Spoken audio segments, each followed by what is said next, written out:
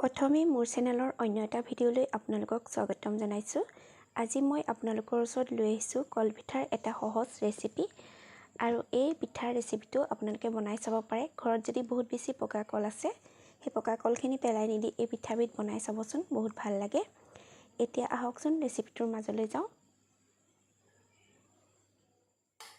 এয়া মই দুটা পকা জাহাজী কল লৈছোঁ আৰু কলকেইটা এতিয়া ভালদৰে কাটা চামুচ এখনেৰে এনেদৰে ভাঙি লৈছোঁ।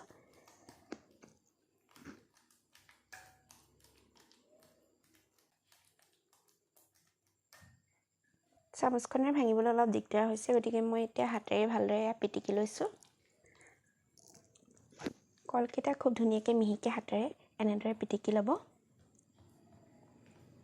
কলখিনি এনেদৰে অকণো গোটা নোহোৱাকৈ মই পিটিকি ল'লোঁ। ইয়াত এতিয়া মই কেঁচা পিঠাগুড়ি 1 বাটি দিছোঁ, লগতে এচামুচ চেনি দিছোঁ। চেনি বেছি নিদিলেও হ'ব, কলত যিহেতু মিঠাই। 1 চামুচ গৰু ঘিউ দিছোঁ আৰু এইখিনি এতিয়া ভালদৰে মিক্স কৰি লৈছোঁ।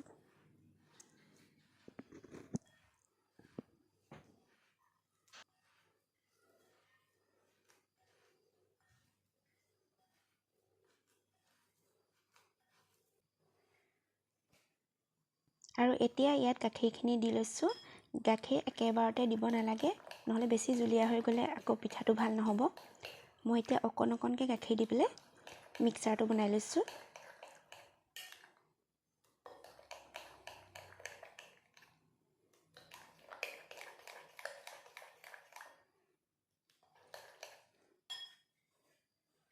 ইয়াত মই এতিয়া 1 চামুচ বেকিং পাউডাৰ দিছোঁ আৰু এইখিনি এবাৰ মিক্স কৰি লৈছোঁ। পেষ্টটো মোৰ অকণমান ডাঠ হোৱা নিচিনা লাগিছে। ইয়াত আকৌ এবাৰ অকণমান গাখীৰ দি ল'ম। ইয়াত গাখীৰখিনি অকণমান দি লৈছোঁ আৰু এইখিনি ভালদৰে এবাৰ মিক্স কৰি ল'ম।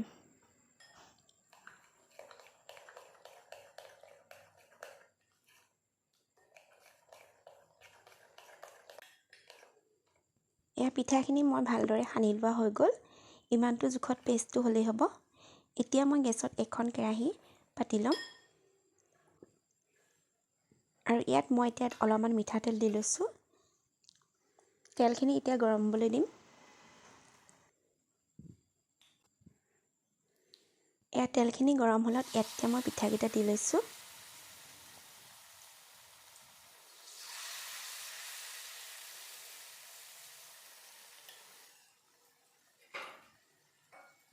পিঠাকেইটাৰ ওপৰত এনেদৰে অকণ অকণকৈ তেল যদি দি থাকে, তেতিয়া পিঠাকেইটা খুব ধুনীয়াকৈ ফুলি যায়। এয়া মই এনেদৰে অকণ অকণকৈ তেল দি আছোঁ।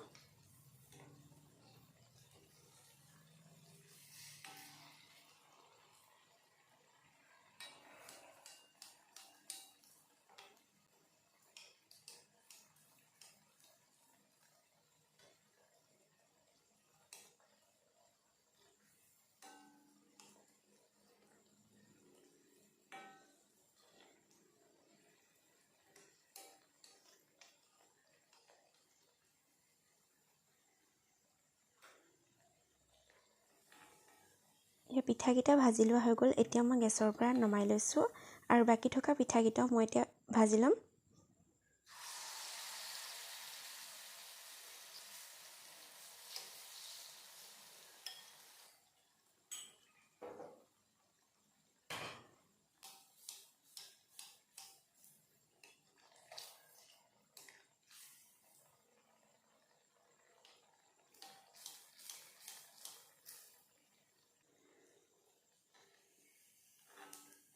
মোৰ এই পিঠাখিনি ভাজি লোৱা হৈ গ'ল। কলপিঠাৰ এই ৰেচিপিটো চাই কেনেকুৱা পালে কমেণ্ট কৰি জনাবলৈ নাপাহৰিব।